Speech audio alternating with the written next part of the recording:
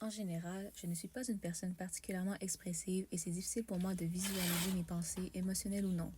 Donc, avant de commencer un projet, j'ai besoin d'être dans un environnement calme et ordonné pour permettre la concentration. Je peux ainsi tranquillement et graduellement transférer mes idées dans le monde matériel. C'est particulièrement difficile en contexte scolaire. Je suis souvent prise par les consignes, incapable de voir ce que je veux réellement faire. Une œuvre marquante dans mon parcours est un projet du troisième cours de dessin intitulé N'échappe rien.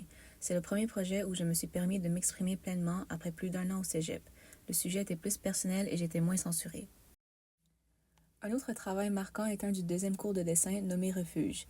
Avec ce projet, j'ai pu explorer des nouvelles techniques comme la gravure et l'estampe et il m'a fait découvrir de nombreux artistes tels que Suo Yuen-Wang. C'est un des artistes que je trouve très intéressant. Il travaille principalement avec la gravure et le dessin et son utilisation des lignes et des compositions mouvementées, mais minimalistes, m'ont interpellée. Une autre artiste inspirante est Beauvilliers. Elle travaille le papier en le coupant méticuleusement afin de créer des formes et des scènes délicates.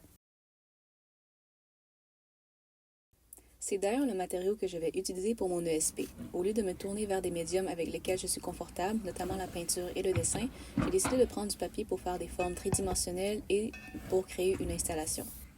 Le papier blanc pourra créer une atmosphère plutôt délicate au lieu de confrontante. Cette atmosphère va à l'encontre du thème de mon projet qui est la mort. C'est un sujet qui est souvent peint sous une lumière sombre et négative, mais dans certaines circonstances, je peux voir ça comme un voyage serein vers la vie après la mort. Je crée surtout des œuvres figuratives et incolores avec une approche poétique. J'accorde de l'importance aux images et aux symboles que j'utilise. Je ne souhaite pas confronter les regardeurs avec mes œuvres. Je veux simplement qu'ils les contemplent.